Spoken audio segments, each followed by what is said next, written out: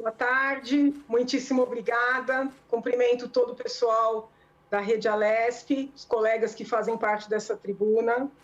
E talvez pela primeira vez eu vou falar de maneira muito direta aos meus eleitores.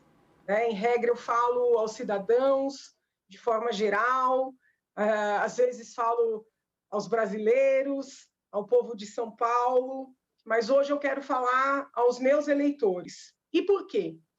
Porque os meus eleitores têm cobrado um posicionamento da minha parte, muitas vezes eu sou acusada de estar em cima do muro, e ontem mesmo foi muito curioso, porque eu abri à noite os meus e-mails, que é o momento que eu consigo parar para ler os e-mails institucionais do gabinete, e havia alguns e-mails dizendo assim: doutora, a senhora é uma decepção, porque a senhora não critica, com a contundência que deveria criticar o presidente Bolsonaro. E interessante, porque na sequência havia outros tantos e-mails, dizendo que as pessoas que escreveram, dizendo que estavam arrependidas de votar em mim, porque eu não estava defendendo com entusiasmo o presidente Bolsonaro. Então, tem os que se arrependeram porque eu não ataco, tem os que se arrependeram porque eu não defendo, e eu entendo que o direito de se arrepender do voto é um direito inalienável, deveria até estar inscrito no artigo 5º da Constituição, mas eu quero explicar aos meus eleitores que eu nunca, na minha vida, fiz defesas ou ataques a pessoas. Eu sempre analisei atos e fatos. Foi assim que eu instruí, anos, assim, grupos e grupos, turmas e turmas, nas faculdades de Direito em que eu lecionei, dizendo que o justo está numa análise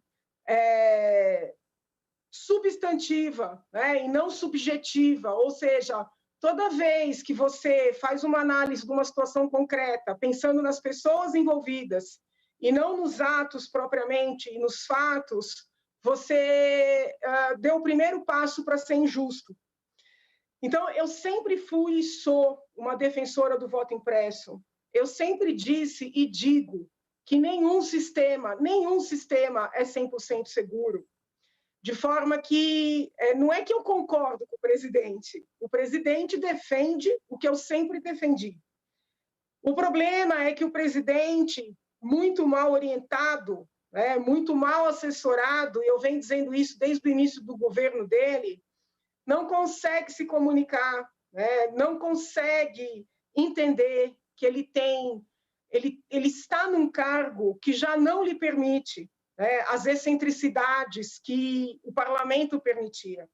Eu costumo dizer, um deputado, com todo respeito a todos os meus colegas, um deputado ele pode ser temático, o presidente da República não, porque ele representa toda uma nação.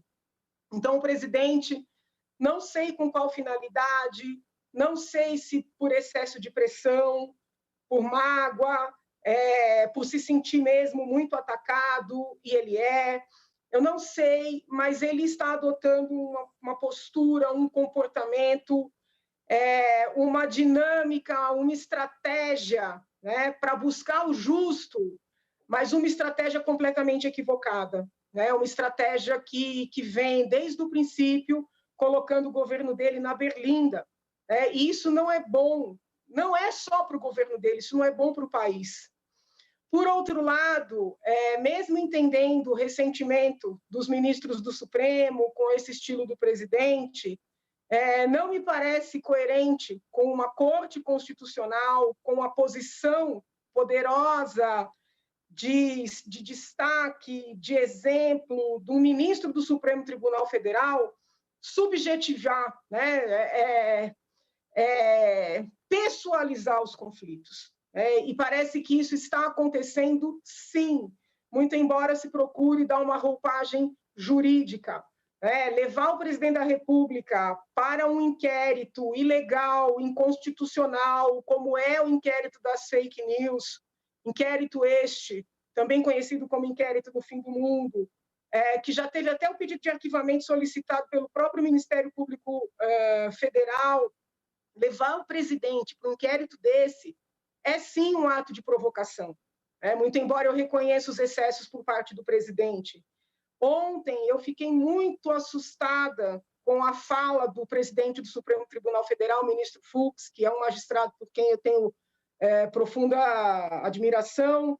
Ministro Fux não poderia, com todo respeito, não poderia ter dado aquele tom no seu pronunciamento, porque ele é presidente de um poder.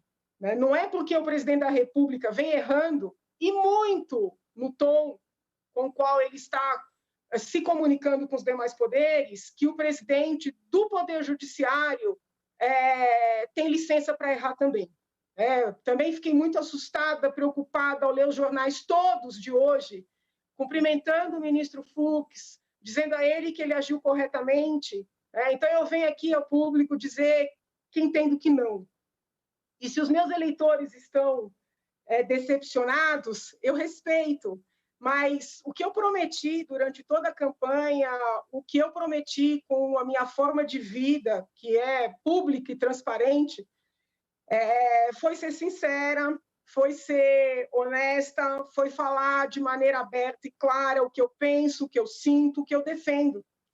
E eu não posso me alinhar ao presidente da República, muito embora eu concorde com ele no mérito, uma vez que eu vejo que ele deliberadamente erra na forma.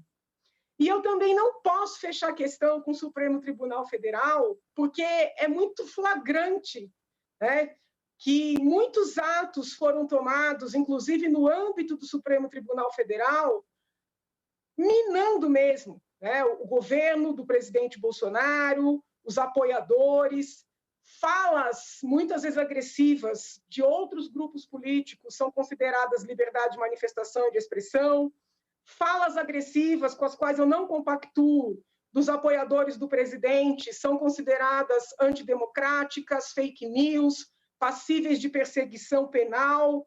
Então, eu não posso ficar cega e fechar os olhos nem aos erros do presidente, nem aos erros, e eu tomo a liberdade de dizer isso, do Supremo Tribunal Federal.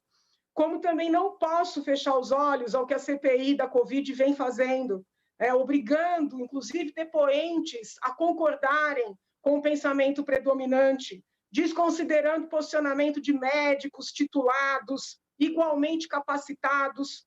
Então, o que está acontecendo é muito, muito sério. O país vive um momento muito delicado e eu entendo, e venho aqui falar publicamente, de maneira transparente, com aquelas pessoas que confiaram o voto a mim, que a melhor maneira de eu defender a nação é seguir sendo clara com relação ao que eu penso, defendendo o que eu considero correto, apontando o que eu considero incorreto, orientando com os instrumentos que eu tenho, que é este plenário e as minhas redes sociais, as outras autoridades,